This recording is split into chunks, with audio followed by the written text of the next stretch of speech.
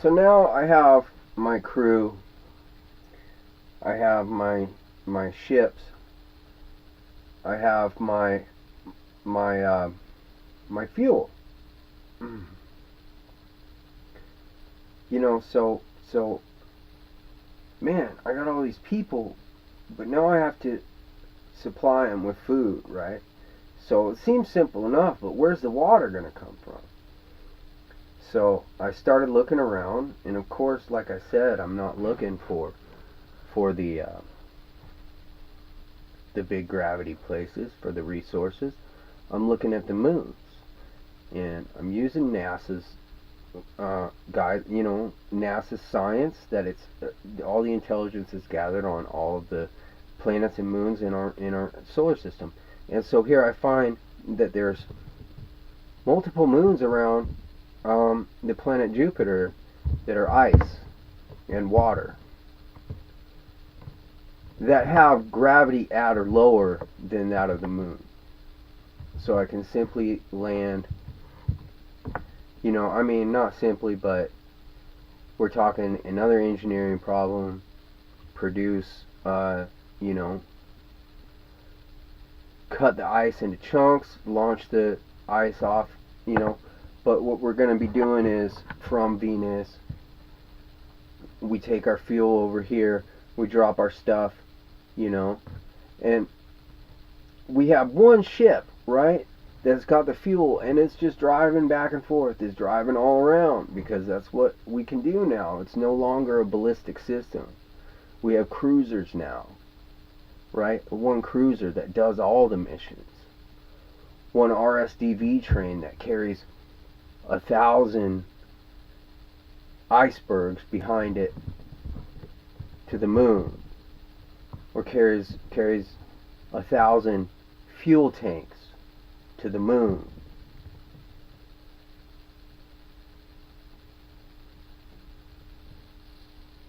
So you're beginning to see that we have a system of imports and exports. Venus is exporting the fuel to the Earth and to the moon. And to these Jovian moons, where we're using the fuel to launch the ice water back to the moon. The moon is starting to become our main base. Now, what's interesting about all rocky worlds, there's plenty of water there for this intrasolar system infrastructure. But what's interesting about all rocky worlds is that what's made of rock is concrete. And concrete, look around. Do you live in a city? Do you live in Baltimore or New York? Those buildings are all made of concrete. It's massive. And space has no gravity. Nothing's falling down. These planets, they're not falling down something. You can build a giant frickin' starship hundreds of miles long if you want to, as long as you have the ability to produce something like that. Now, so this base on the moon that's supplying us with our national fuel reserves is holding those from Venus. It's holding all the water now from Mars. It's holding our resources where we easily send it up to our ship. Now, our third operation is just making concrete. And all that is a cement. The cement and the liquid that we got from the moons, the Jovian moons, we mix with the rock aggregate, and we start to build these giant concrete holes around our ships that were so flimsy before. And we're talking castles in space, if we want. There's nothing to stop us. So, I mean, space can support any weight. It's supporting the Earth, it's supporting the sun. It can support a ship. of any size we want, and we can use concrete to do that. Now, I figured that out like a long time ago when I was looking at a tree, a pine tree, a tall pine tree. I was looking up at it, you know, and I was thinking, man, how do I use the CO2? That'd be so awesome if they grew in space. Would they grow taller? You know, like I was thinking all the scientific experiments I could do, like on the International Space Station. If I had the CO2 and I was already pumping from Venus, I was thinking, man, what if I could grow like a forest of trees with that CO2 and they would produce oxygen and then I could like kind of tie them together and make a big cool spaceship, you know, and that I grew. But then I looked at the moon, man, and I was like, and I looked at the ground and I looked at the sidewalk and I was like, man, I can make the same thing happen with rock that's happening to that tree, you know? So, I mean, the tree thing would still be awesome. I don't see why we shouldn't do that too, but the moon's right there. It's accessible. So now we've got this fully operational system of exports and imports going from the moon to the Jovian moons to Venus. And then from the Earth we're shipping up ecosystems to our giant ships. And these are cities in space. These are fortresses. Giant forts, you know. Just like in the pioneering days, you didn't start with no village, you know. You started with a fort. And the fort became a trading post, you know. Or maybe a trading post, and then it became a fort. And then it became a city. But that's what we're talking about. We're talking about a giant satellite. And when I say giant, I mean the size of a skyscraper. You know what I mean? Because it's technology that already exists. Like I said, it's all technology that already exists. So now Venus is exporting the fuel, and the Jovian moons are exporting enough water to support our populations. The moon is the main base where they're at, and it's producing the concrete holes and lifting them off of the low gravity easily into space for assembly in space or assembly on the moon, and then lifting them off with CO2 rockets. The Earth is delivering the materials that we need and the tools that we need, the people that we need, and the ecosystems. The Earth is exporting the ecosystems and the complex electronics. Okay, whatever. But it's the Earth is delivering the ecosystems. So,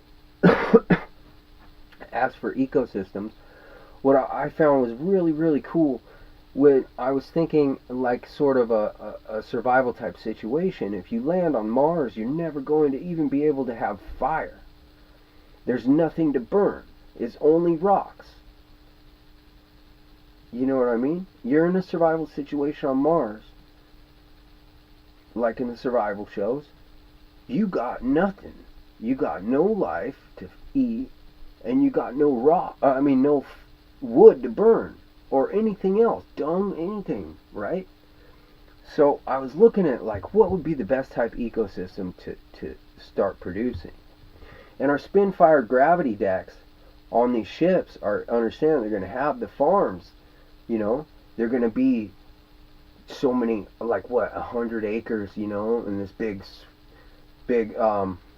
donut, you know, that's spinning, and it's got our plants or whatever it is, you know, so like grasses, right? But the best ecosystem I could possibly think of, because of its production value of what it actually does, is a sheep.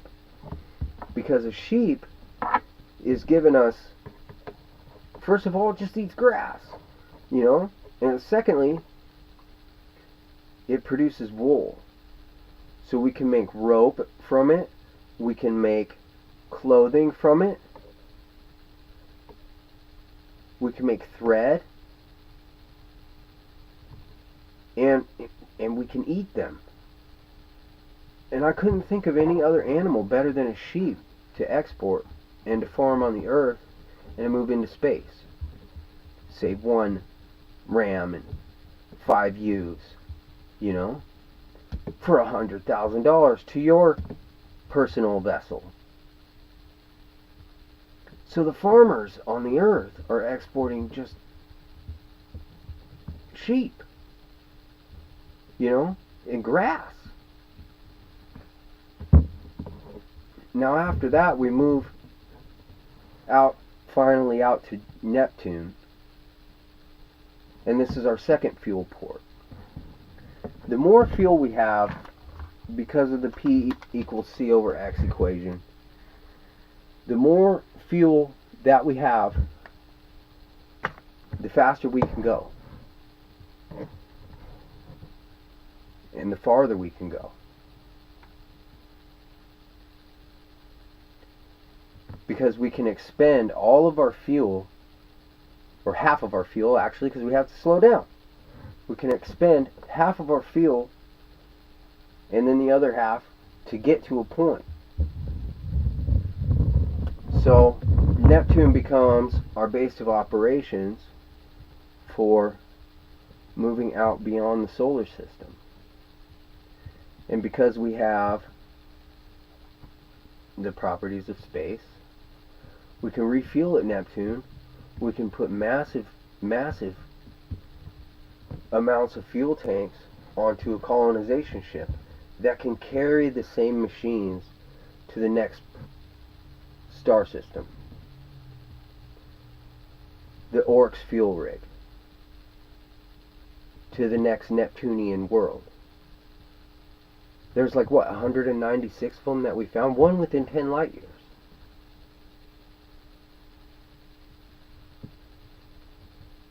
So it can carry that.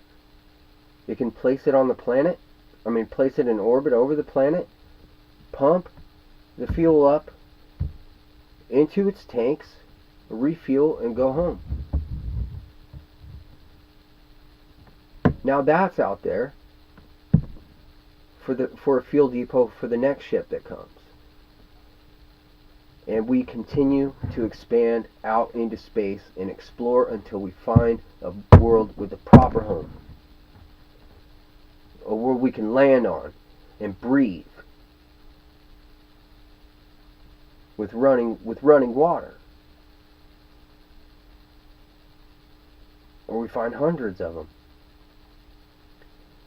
Maybe we find life out there, but who cares? Who cares? We are life, man. That's what I'm trying to tell you. Is that life expands exponentially. And because of that, it's going to run out of room on the earth. And God made infinite room for us out there. You know? And now we have,